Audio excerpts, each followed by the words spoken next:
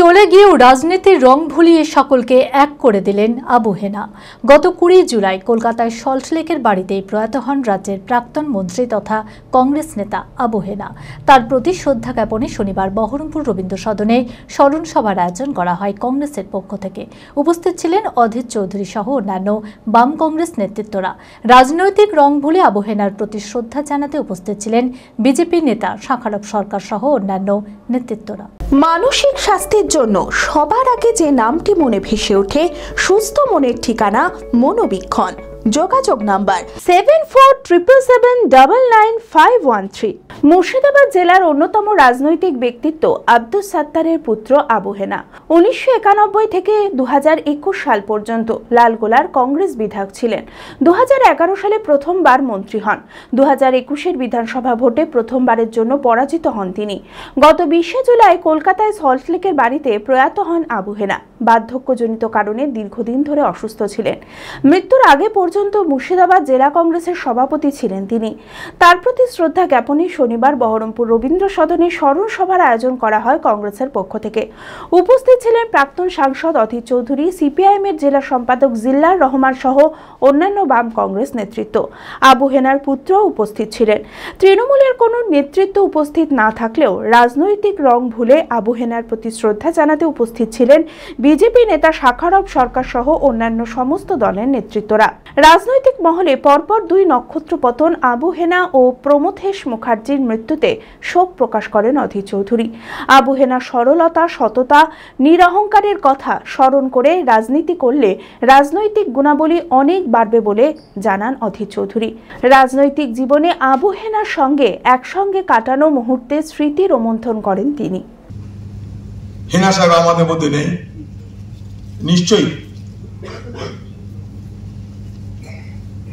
আমরা তার জন্য তিনি স্বর্গবাসী হন, তিনি জান্নাতবাসী হন, তার জন্য মাগফিরাতের দোয়া সবই আমরা করব। তিনি কখনো জিতেছেন, কখনো হেরেছেন। 1991 সালে আমি নবগ্রামে দাঁড়িয়েছিলাম, আমি হেরেছিলাম। আর হেনা সাহেব 1991 সালে তিনি কিন্তু প্রথম এমএলএ হিসেবে জিতেছিলেন। আমিও কিন্তু প্রথম এমএলএ টিকিটে লড়েছিলাম 91 সালে, হেরেছিলাম। হেনা সাহেবও প্রথম এমএলএ টিকিটে লড়েছিলেন 91 সালে, কিন্তু তিনি জিতেছিলেন। আবার আমি কখনো এমপি হয়েছিলাম, হেনা সাহেব কিন্তু চেষ্টা করে হেরেছিলেন। তাই হার জিত এ তো আমাদের রাজনীতির অঙ্গ। এই যে যার কথা বললাম প্রমথেশ মুখার্জি, তিনি খুব পণ্ডিত শিক্ষিত ব্যক্তি ছিলেন, তাকে আমি হারিয়েছিলাম, তিনিও হেরেছিলেন, আবার আমিও হেরেছি। তো হার জিত আমাদের রাজনৈতিক জীবনে আছে, উত্থান পতন আছে। কিন্তু সেদিন একজনের লেখা পড়তে পড়তে দেখলাম কোন একটা জায়গায় একটা কোট করা আছে যে a good politician wins the election, but an ideal politician wins the heart and trust. মানে পলিটিক্সে যদি কেউ চৌখস কেউ হয়, ভোটে জিতে দিতে পারে, কিন্তু রাজনীতি যদি কেউ আদর্শবান হয়, তাহলে ভোটে হারলেও সে কিন্তু মানুষের হৃদয় জয় করতে পারে, মানুষের বিশ্বাস জয় করতে পারে।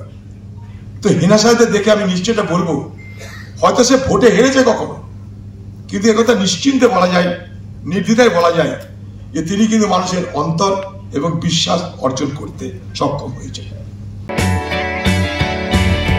আপনার মুখের হাসি আপনার সৌন্দর্য, দাঁতের চিকিৎসায় আর চিন্তা কি?